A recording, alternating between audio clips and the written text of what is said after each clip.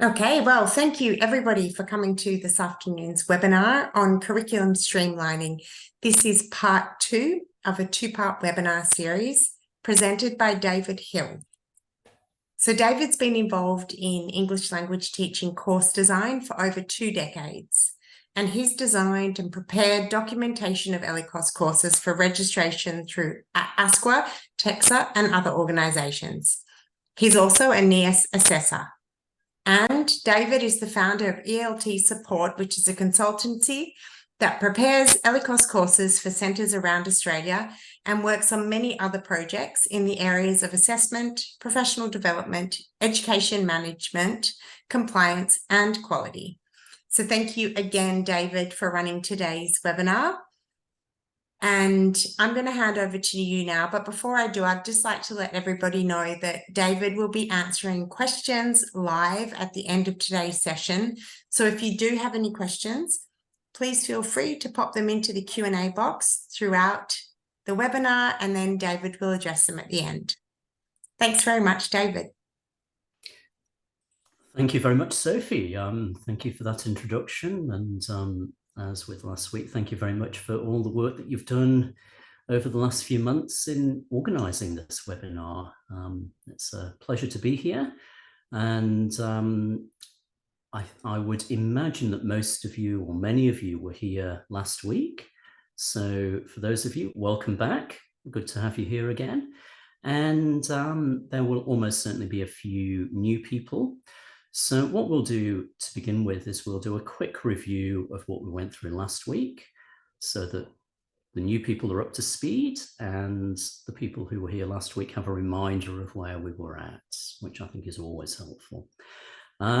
So let's begin with the people who were here last week. Could you please put into the chat your key takeaways from last week? So in anything that you think was a key point that was made last week, or a key learning, or a key thing that was new for you, let's put it into chat and let's see what people say. I know that's a little bit of, I wouldn't say hard work, but a little bit of engagement at the beginning.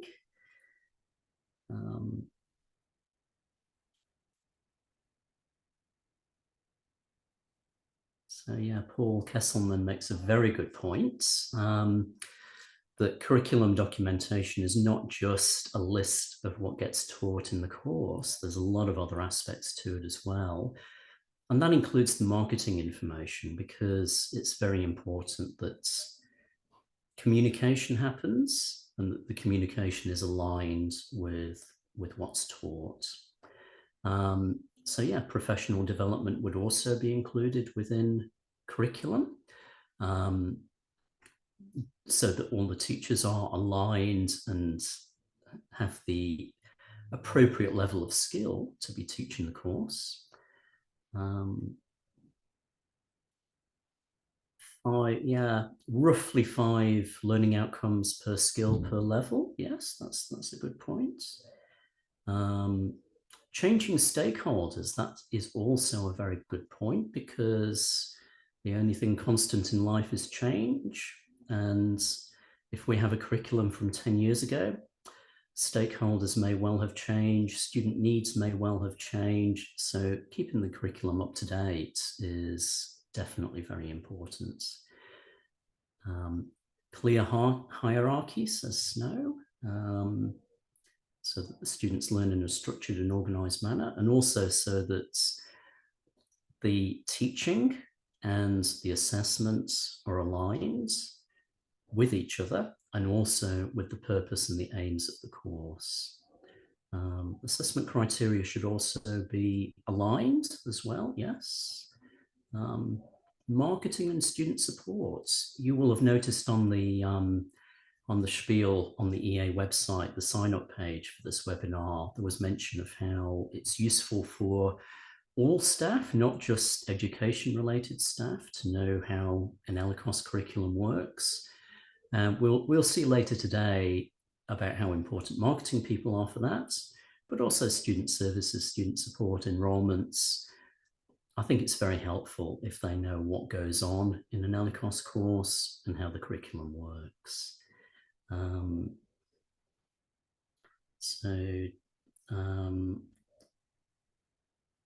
Yeah, Claire McGraw says Richard Nakanet has a great analogy of the curriculum being the frame for the wheels. Without that framework, the wheels would probably be going in different directions. They wouldn't be held together very well. Every teacher teaching in a different direction, that would not be good. Students would complain. So the curriculum just holds everything together. I think Claire's copied one of my slides there, yes. Thank you, Claire. And objectives versus outcomes, yeah, part of the hierarchy.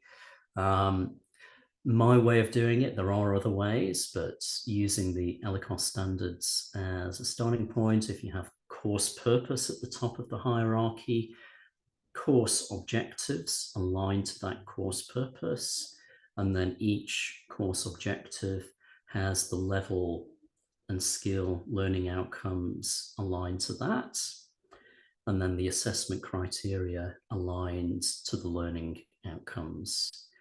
And if you can do that, everything's all neat and everything's aligned, and it should run very smoothly.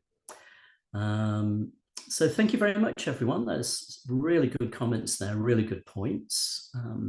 I appreciate you putting them in there. But a very quick review on the slides. See if there's anything here that hasn't been covered.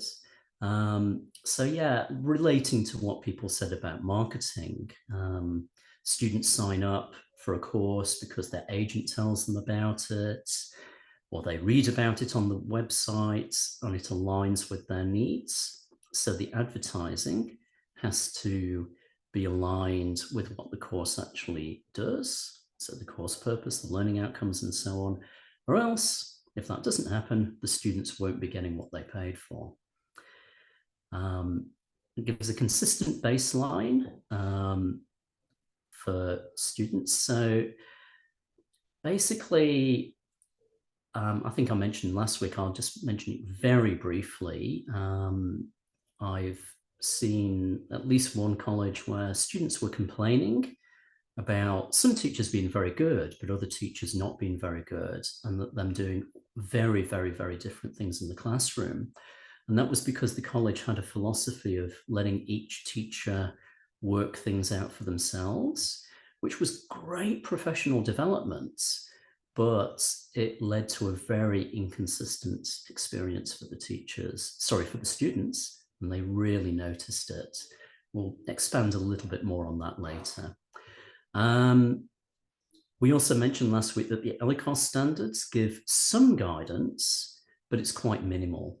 And compared to other sectors like higher education, vocational education, even high school systems in each state, those other sectors all have a very clear framework for curriculum writing, curriculum standards, and so on. It's a bit more vague with ELICOS. There are some advantages to that, in that ELICOS has a massive amount of freedom to do things, for each college to do things differently compared with most other sectors. And I do remember speaking one time to a high school principal who wanted an ELICOS course for his high school. And he was absolutely horrified that ELICOS didn't have a kind of a national curriculum or a state curriculum that every college had to follow. I hope I won the argument in the end. Let's call it a discussion rather than an argument. But I did make the point that if every college has that freedom to do things differently, then that gives more choice for the students. It gives more flexibility, more opportunity for innovation, and so on. So there are some great advantages of all this freedom we have in ELICOS. But if we do have a structured approach, as I'm going to explain later, we can retain all of that flexibility and opportunity for innovation, but we can also do it in a way that is neat, structured, all the things we've just talked about, and also compliant, because I know a lot of colleges, one of their concerns about curriculum is to make sure it's compliant with the LCOS standards, the NIAS quality principles, and so on. And we mentioned the hierarchy before, so I won't go through that again. And just really getting into the meat of it now, at the end of last week's session, we went through some of the, let's say, the ideal criteria for what a good learning outcome looks like. I've actually expanded that slide a little bit for this session because there's one or two things I thought of since then. Some of these come from the NIAS course application guide. Now, we mentioned that last week. The Padlet that I think was mentioned in an email that went out to the people who were here last week, that gives a direct link to the NIAS course application guide. I would strongly recommend, if you're looking at writing a curriculum, even if you're not a NIAS member, download it, scroll past the form, and read the course application guide in detail because it's extremely useful. A really good complement to this webinar. So we mentioned last week, I'm going to go through these again because in the moment we're going to do a little exercise in which I'm going to show you some learning outcomes, and we're going to discuss whether those learning outcomes are good or not, and if they're not so good, how they could be improved. So this is one, I mean, the slides will be distributed, and the recording will be going on the EA website. I think last week's was distributed this morning. So you will get this, but you might want to take a screenshot of this particular slide just so that you've got it next to you, ready for the next slide. So for marketing purposes and other purposes, the learning outcomes together, they communicate what the course does. So it's not, I mean, some people say that the student should be given the learning outcomes before they even enroll on an LCOS course. Sometimes you get ASCO assessors saying that. There is obviously a very strong argument that if they're applying for a beginner or an elementary level, they're going to struggle to understand them anyway because of the language level. But it is important that, as I said, the marketing information is aligned with the learning outcomes and so on. And when you're dealing with, if you're a manager and you're dealing with pathway agreements, articulation agreements, and so on, almost certainly the receiving institution, the university, the RTO or whatever, will want to see what the learning outcomes are of your course, because that tells them what the course does, what the students are going to learn. We talked about learning outcomes being specific and measurable. So we can probably expand on that a bit by looking at the orange text here. So specifying an observable behavior. I mean, you often get learning outcomes that talk about students' confidence. Yes, you can perhaps see their confidence.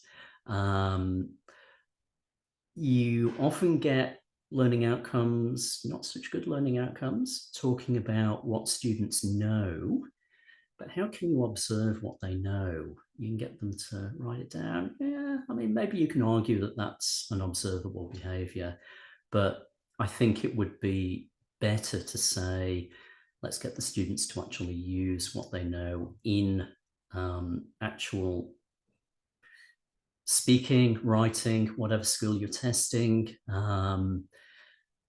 And then you can observe them doing that, and you've got something you can measure. Include the conditions for demonstrating learning. So that might be how much time they've got to write an essay, how much time they've got to give a presentation, what they're allowed to use together with their presentation, depending on what the task is, how many words for their essay, that kind of thing. Learning outcomes enable assessment to align with teaching. We've already mentioned that. And since last week, I've added this one, minimize subjectivity. Now, this is an incredibly hard thing to do. But if you have learning outcomes saying that students have good grammar or good fluency, it gets very subjective and different people are going to interpret it in different ways. And that doesn't work so well. I mean, it's impossible to avoid adverbials completely, but we'll come in a moment to a little trick that we can use to kind of minimize them and make them as clear as possible when they do have to be used. I've also added avoid self-reference because the learning outcomes actually define the level that you're talking about. So if you've got learning outcomes for elementary level, it's the learning outcomes themselves that define what your elementary level is. So if you say adequate for elementary level in a learning outcome, that's not going to work because you can't refer to the word you're defining in the definition of it. But yeah, so if you find that you've got that kind of thing in your learning outcomes, we will see in a moment about some ways to remove that and make them, well, to help avoid self-reference. Going back to these now, specific and measurable, the orange ones were about specific and measurable. We also talked about comprehensible to teachers and students. Now, this is a challenge. Like in other sectors of education, yes, it's relatively easy to make sure that students can understand the learning outcomes. But when you're talking about English language and you've got beginners in the mix, that's not really going to be possible. But there are things we can do to help those lower level students understand what they are. And of course, one of the challenges there, the two things work in opposition to each other. If you make them specific and measurable, you're probably going to add words in that differentiates, say, an elementary learning outcome from a pre-intermediate on the same area, from an intermediate on the same area. You've got to do that, or else you're not really defining those levels very well. But by the time you've added those extra words in to differentiate the levels, it makes it harder to make it comprehensible to students. So there's a real balance that has to be achieved. It's really quite tricky, but it's an interesting puzzle. If you like doing crosswords or Sudokus and things like that, then you'll probably relish writing learning outcomes. Best to express them in positive terms, because if students are reading them, it's best that they read about what they can do rather than what they can't do. Although, again, that's pretty much impossible to do 100% of the time. I mentioned at the beginning, limited in number, half a dozen per skill, per level. And using active verbs, so don't talk about what, like be verb, what students know, that kind of thing. It's not going to help to make the outcome specifying observable behavior. Understand is a funny one. I actually crossed that one out to begin with, and then I realized, well, in listening, maybe listening and reading, perhaps there's a case for using it. But yeah, I mean, it's a balancing act. It really is. Let's think of these as guidelines rather than hard and fast rules. I think that's probably the most pragmatic way of looking at them. So moving on to some examples. Let's see. Let's put I'll bring them up one by one. And if you could put into chat good, the word good or the word bad. And if you put the word bad, maybe you can write what can be done to improve it. Now, I have to say there are no right or wrong answers really here. I'm sorry, there are no right or wrong answers really here.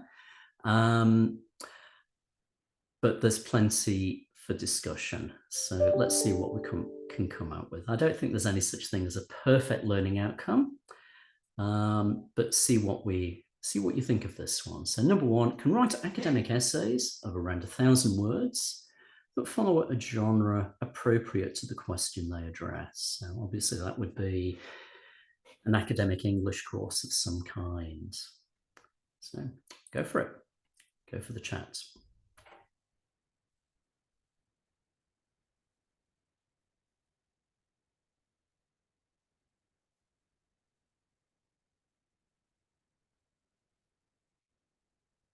So we've got 2 people brave enough to say good.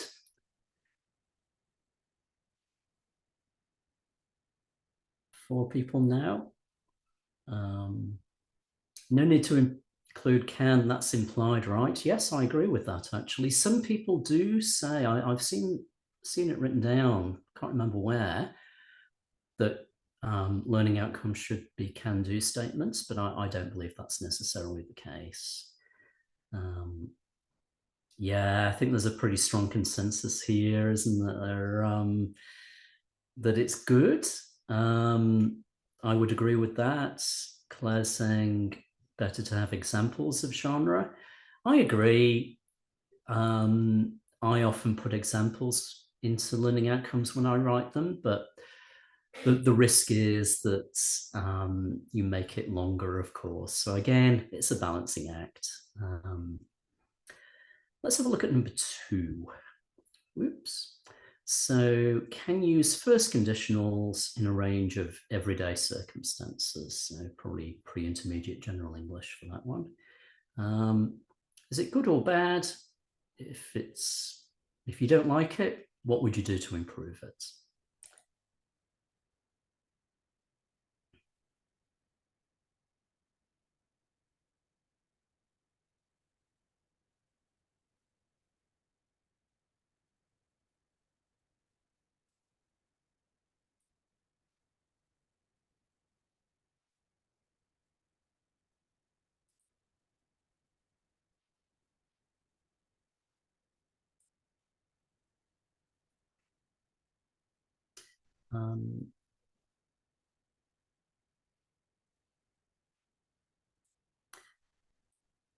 Yeah, the everyday circumstances, but I would say I would agree that if you can think of something more specific, go for it. If you were writing that one, and you can think of wording that fits your course well, that's the key points, and is a bit easier to assess against than just everyday circumstances, then that would definitely be a good change. So someone asks, is it writing or speaking? Doesn't really matter. Could be either. But if it helps you to think about it, then choose one or the other.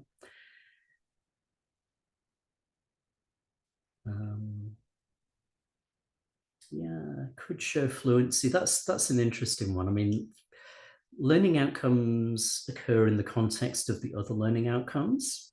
So if there was a learning outcome about fluency, maybe you don't need to specify fluency in this one.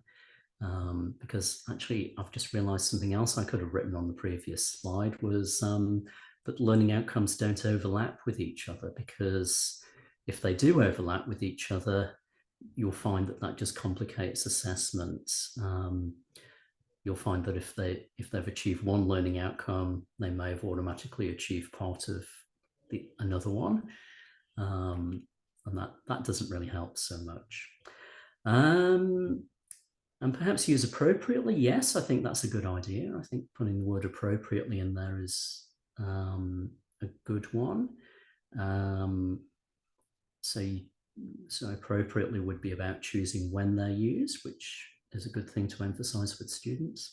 You could also use accurately if you want to focus on grammatical accuracy. Yeah, and Teresa likes that it isn't too specific. I think that's good. I think the problem is when you get too specific, you end up with so many learning outcomes that become unmanageable.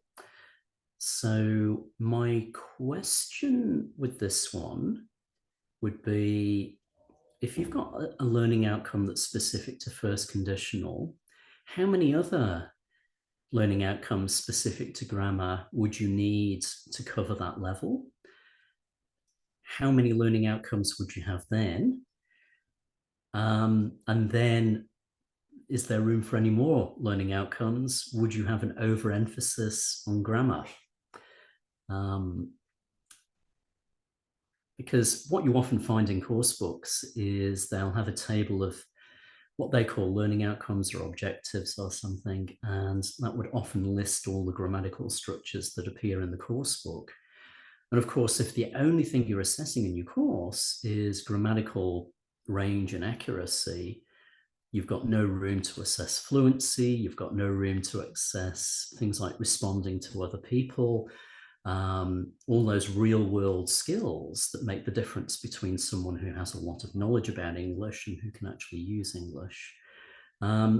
So personally, I would not be as specific as saying first conditionals. I would probably replace that with a more general grammatical learning outcome, and then have a different learning outcome about, say, if it's speaking, about fluency, another one about pronunciation, another one about responding to other people, and so on. And then that way you've got a balance across what you're assessing.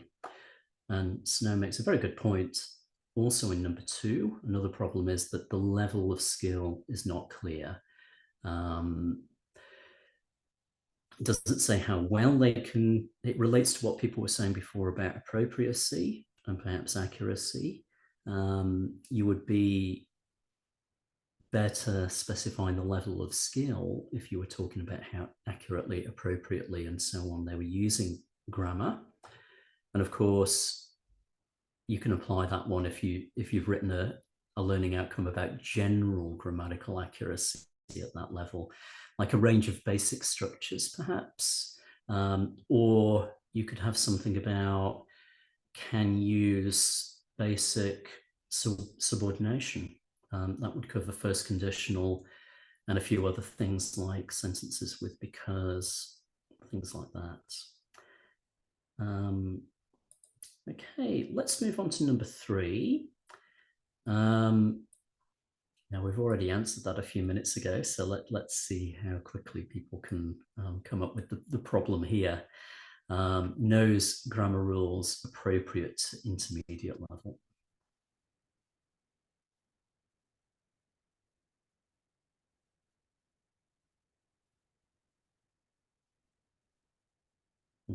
Back. Yep, Kathleen came up with a good one. Knowing grammar rules, is that, I mean, if your course was purely about English grammar, which I think is very unlikely in an ELICOS context, maybe that would be appropriate. But ELICOS courses are way more likely to be about actually using language than about knowing about language. So yeah, the word know is problematic. Even things like demonstrates knowledge. I would probably go a step further and think about how would it be appropriate to demonstrate knowledge in the context of an ELICOS course. And you'll probably end up with something like can speak with a reasonable degree of accuracy, can can articulate what they want to say with a limited number of grammatical errors, something along those lines. So just looking at the chat now. Yeah. And again, this relates to the course purpose as well. If the course purpose is about being able to communicate in English, then knowing grammar rules isn't really aligned with that. Yeah, and we're getting there now. I don't think intermediate level would be comprehensible to learners. That to me is one of the problems as well. That for one thing, every learner, every stakeholder who looks at that sentence may interpret the word intermediate differently. And for another thing, like we were saying before, it's self-referential. The learning outcomes define the level. So we're defining intermediate level as the set of learning outcomes at the level. So if the learning outcomes are referring to intermediate level, they're referring to the word that's been defined. It just doesn't work. So yeah, and Snow makes the very good point that students do not know the Common European Framework guidelines. Okay, let's move on to number 4. I think there's some very good points made about number 3. This one can use around 50 words from the academic word list, so perhaps an introductory EAP level. What do you think about that? Throw some answers into the chat. Doesn't matter if you're right or wrong, just throw, I mean, there's no right or wrong really. Just throw whatever thoughts you have into the chat.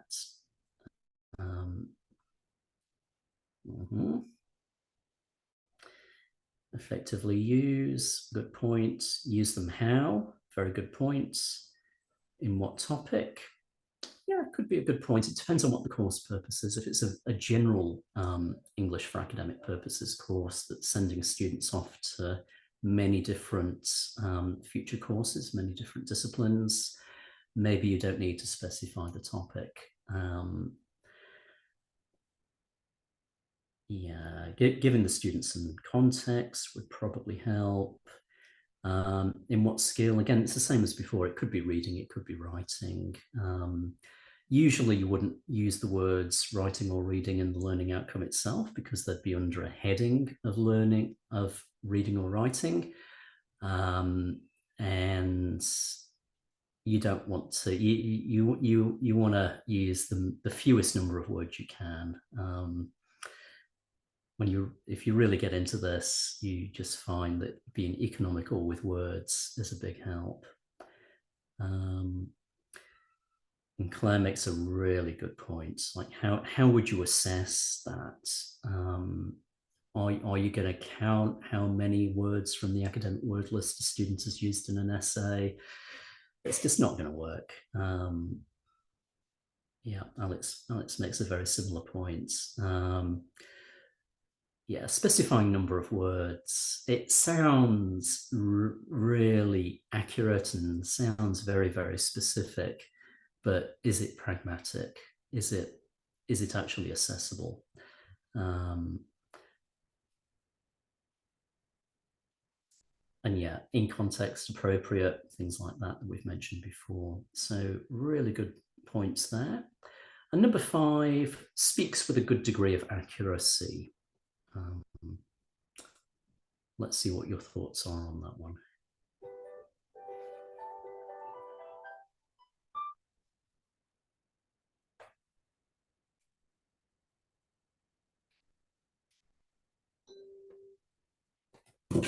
Yeah, very good points. What is good? What is a good degree? It's very, very, very subjective, isn't it? Imagine trying to get a group of teachers to agree on whether a piece of writing, or sorry, a recording of a speaking piece has a good degree of accuracy or not. I mean, to some extent, you're always going to get subjectivity in learning outcomes and assessment rubrics and things like that.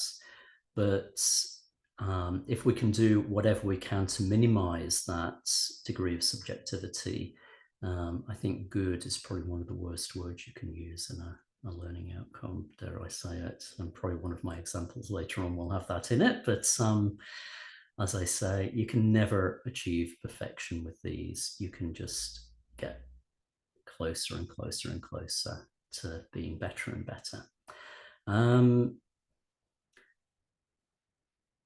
So let's move on now. Where do we get learning outcomes from? Because writing them all from scratch is a big job. It can take a long time. And many courses I've seen just take the learning outcomes from the course book.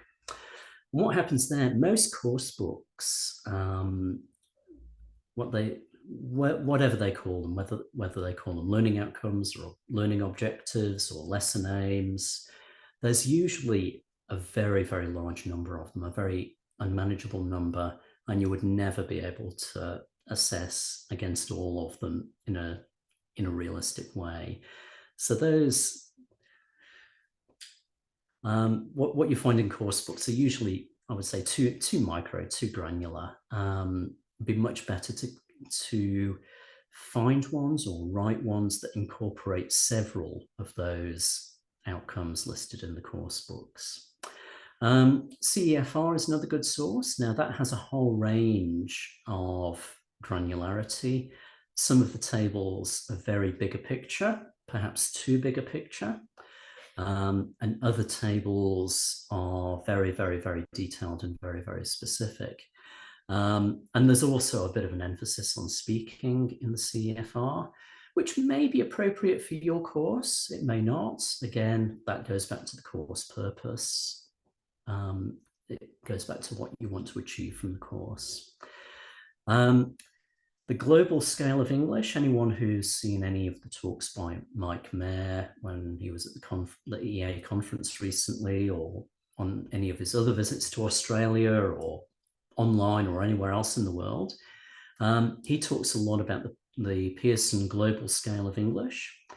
And there are hundreds and hundreds and hundreds of learning objectives in there. Many of those actually came from the CEFR. Some came from one or two other places. But the aim of the global scale of English was to fill in the gaps in the CEFR, flesh out some of the other skills that weren't as well catered for as speaking, fill in the gaps. Some of the levels are better catered for than others, and so on and so on. And in fact, when the CEFR was revised, I think it was 2018, they incorporated a new level, a pre-A1 level. And one of the incentives for them to do that came from the fact that the Pearson Global Scale of English had kind of identified that extra level in what students could or couldn't do.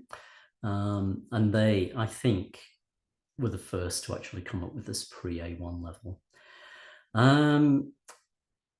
I think in the end, though, yeah, good starting point. To go to the CEFR, perhaps global scale of English. But you'll probably end up writing your own learning outcomes that each cover a number of the more micro ones. And then that way you're going to have a much easier time of assessing. So putting it all together now, this brings together a few streams of thought from these talks. This is actually the ASQA template for courses, for ELICOS courses. Now, ASQA recommends that you use it, but they don't insist. So you don't have to use this one at all. If you have a course based around the NIAS template, looks different, but it's actually the same. ASQA actually took their template from NIAS. And yeah, I won't bore you with the details of the history of it, but yeah, I'm very sorry about this.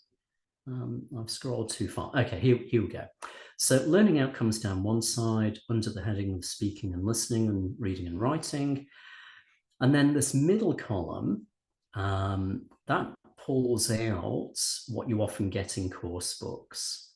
So for each of the outcomes, you'll find there's probably various aspects of the outcome. This is the easy bit. Most of these would come straight from the core course book. You might want to think around it a little bit and add a few extra that are perhaps not covered by the course book, but which flesh out the learning outcomes a bit. And then over here, learning activities and or materials. This is where you would give page references to your course, your core course book. But what I like about this one is it doesn't just give, I think if you scroll down a bit in the real one, you will find references to page numbers. But what I like about this is it's very activity focused. So you don't have to have everything based around a course book at all. You can definitely add in activities and things like that, excursions that get at the same learning outcomes. The key thing is that these are, the activities are aligned to the aspect of the outcome, and the aspect of the outcome is aligned to the learning outcomes. So again, if you have questions, feel free to put them in the Q&A section. It's easier for us to find them if you put them there rather than the chat, because we've had quite a lot of activity in the chat. So if you've already put questions in the webinar chat, you might want to copy them across to the Q&A bit on the button at the bottom of your screen. So process for curriculum writing. What I would recommend, this works for, as Sophie mentioned, I've been doing this for a number of years, and what seems to work best is to start here. Start with the bigger picture. Start with the course purpose. And in an ideal world, and I know we often don't operate in an ideal world, this would be done in conjunction with stakeholders, with the marketing department to make sure that the course is aligned with what the students want, college management. If you are going to, if you're aiming for students to be on pathways and progress to further studies, then talking with the provider of those further studies would also be a good starting point when you're writing the course purpose. Next, think about how to achieve the course purpose. Think about appropriate course books, think about appropriate supplementary materials. We'll see in a moment how most course books, if not all, would need supplementing. Just following the course book by itself is probably not going to give you the best course. And if you look, I mean, just take a critical eye over the course book and see how well it matches the purpose that you've already determined. I think that's the best way to approach this. And where there are gaps, look at supplementary material or other material that will fill those gaps. Next one, write the objectives. So as we saw last week, the objectives kind of pull out a bit of detail from the purpose. So the purpose might be 2 or 3 sentences. The objectives might be several bullet points. You can do them at the course level. I have seen them done at the level, but course level I think works very well. And then write the learning outcomes. So as we said, roughly half a dozen per skill per level, and make sure that they align with the objectives. And again, keyword, I know I've said it too many times already, but alignments, alignments, alignments. And if you do it that way, top down just seems to result in a much better course than bottom up. So what I often see people do is start with a course book and look at the nitty-gritty detail first and then try to work up. I just don't think it really hits it as well. What you end up with is a course that just follows the course book perfectly, just like 100 other courses out there. You've got nothing unique about it. Why would students go to your college as opposed to one of the other colleges that has a generic course? So yeah, course books have come up a lot in the last couple of minutes. So let's look at that in a little bit more detail. So I think we're all familiar with your typical, especially in general English, your typical course book, most of them written in the UK, some of them written in the USA. They all seem to follow a very similar pattern. They all seem to be based around almost the same grammar syllabus. There is some differentiation. There's one or two new ones coming out. Voices by National Geographic seems to be a bit fresher than most. But still, they're written generally, the biggest market for most of these books is actually the students' own countries.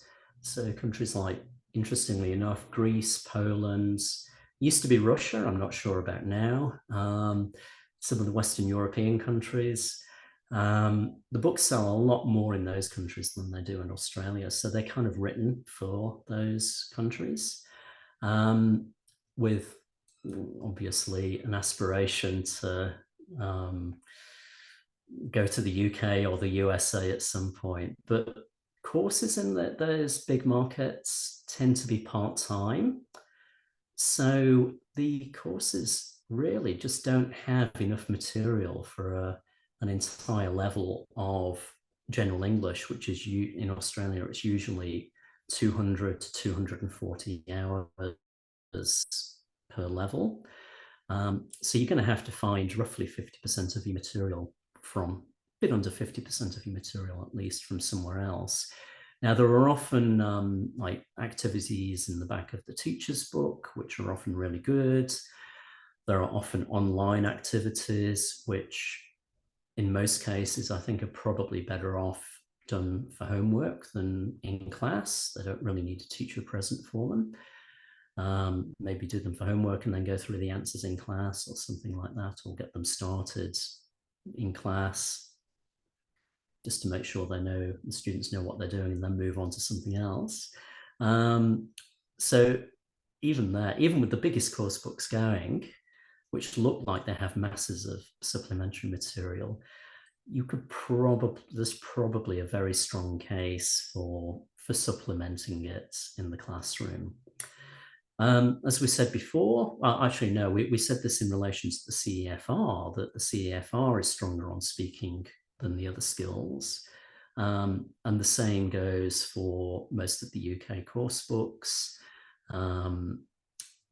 If you want, again, depending on your course purpose, if your course purpose is very much focused on developing spoken fluency, then maybe that's fine to have a course book that's heavy on speaking. But if your course purpose is talking about equal development of all 4 macro skills, then you definitely would be supplementing the majority of those books. Now, assessments. I could talk forever on assessments in your typical UK course book. I've actually written 1 or 2 myself for one of the big UK publishers. And to be honest with you, I was pretty shocked at how little rigor goes into them. Basically, they go through a development editor who basically says, yeah, I think that's about the right level. Maybe that one's a bit easy. Maybe that one's a bit hard. And that's it. There's nothing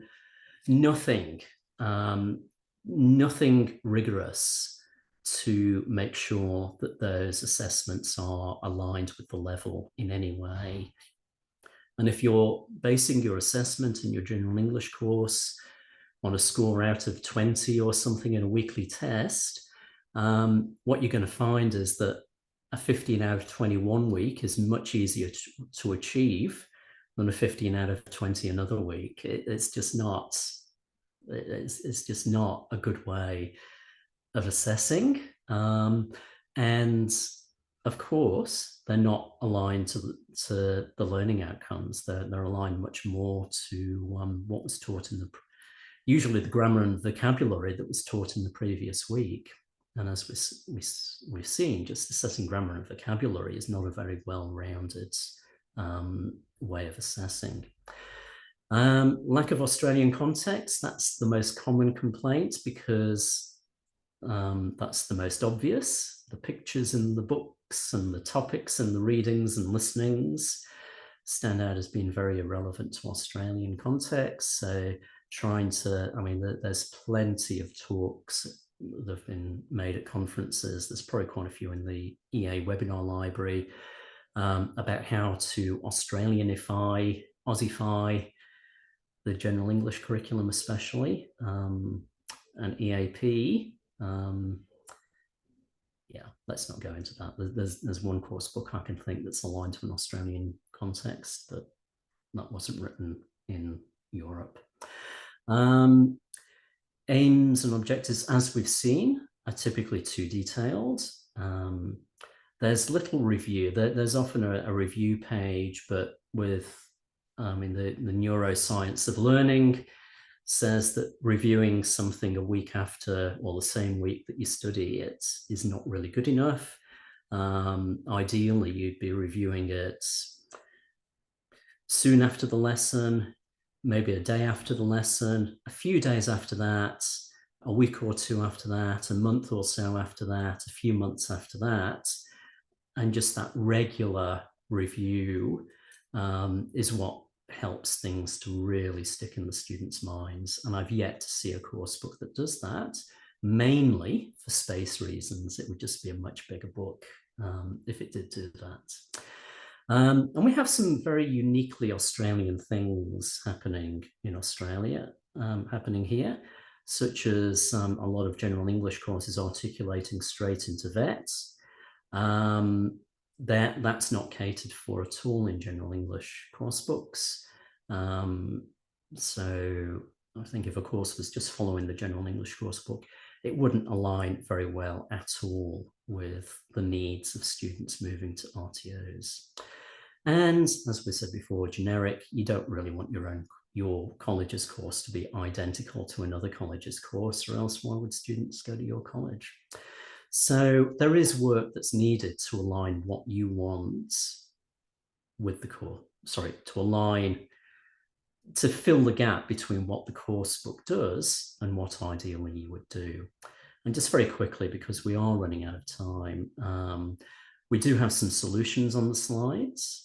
So supplementing obviously is a very good idea. Consider adding it. Yeah, we've actually talked about most of this when we addressed the points before. Assessment especially probably would need a bit of work. And if you do all of these things, you will have a neat course that's very relevant to the students' needs. And it'll be unique to your college. You'll have less competition. So we're coming up to, we've only got 4 minutes left, I'm afraid. So I think it's now time to throw it open to questions. Thanks so much, David. There is a question in the chat, and it was just about when you were talking about the course book writing for the major publishers. Someone asked if there's any testing of the assessments, for example, mock assessments with students, pilot testing. I haven't seen any. Some of the course book material is piloted, so that's usually the learning material rather than the assessment material.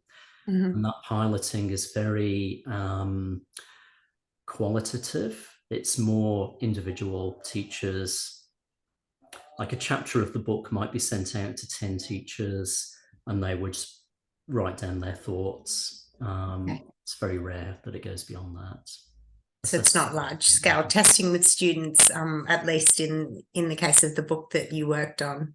Yeah, there are one or two that go a bit further, like Empower, for example, makes they've gone they're a bit more rigorous with what they've done, and they may well have, or I hope from what they said, that they have piloted it. And some of the publishers sell separate testing systems. that are not actually part of the course book and that can be matched with any course book. Those have a bit more rigor as well. Those probably have gone through a bit of statistical analysis. Mm. Yeah, I really enjoyed the slide you had at the end with just some suggestions for how you could use course books, but also create a very rigorous course around it. For example, by writing your own assessments and your own learning outcomes. I thought that was really helpful. There is one more question from Claire, who's asked. Sorry, I've lost the question now, but I'm going to find it. Is it the what sources do people recommend? Exactly. Yeah. There is a Padlet, and I forgot to put the link here. So, Sophie, would you be able to send out the link to the participants? Oh, brilliant. Thank you, Sophie, if you're putting it in the chat. And maybe people can share what they use.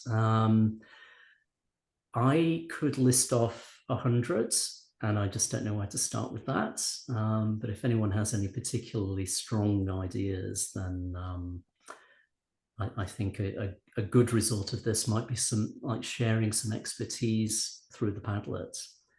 And I'll probably pop over there as well later on, add a few of my own ideas. Yeah, I think that's a great idea.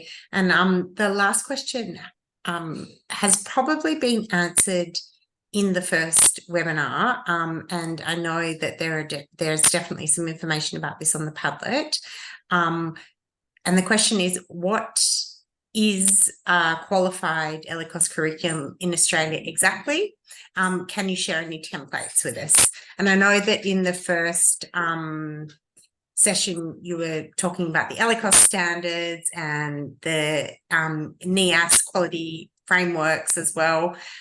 Did you want to add anything to what you've already said, or would people be best just having a look at the Padlet? Yeah, have a look at the Padlet. ELICOS standards is the legal minimum. NIAS has quite a few resources. The course application guide that I mentioned before is excellent. And the quality practice guide, which is also on the Padlet, that is just so rich with ideas on every aspect of ELICOS, not just curriculum. Highly recommended. And of course, the EA best practice guides, very well researched, very, very thorough, and definitely well worth obtaining copies and reading them carefully. Okay, excellent. Well, thank you. I did pop the Padlet link in the chat. And again, we'll be sharing the recording for this webinar with people and a statement of attendance probably early next week. But I'd like to say thank you once again, David, for presenting both of these sessions. It was extremely thorough walk through the streamlining of courses from end to end. And I think all of your practical tips about how people can integrate course books, for example, and different things which are part and parcel of ELICOS along the way were also really helpful. So thank you so much, David. Well, thank you very much, Sophie, and thank you very much for everyone who attended. It was great to, I know we didn't have face-to-face interaction, but it's great to have the interaction through the chat and so on. So absolutely. Okay. Thank you, everyone. Bye. Thank you very much. Bye-bye. Oh, and if you do have further questions, my email address is down there, so feel free. Really happy to answer anything. Great.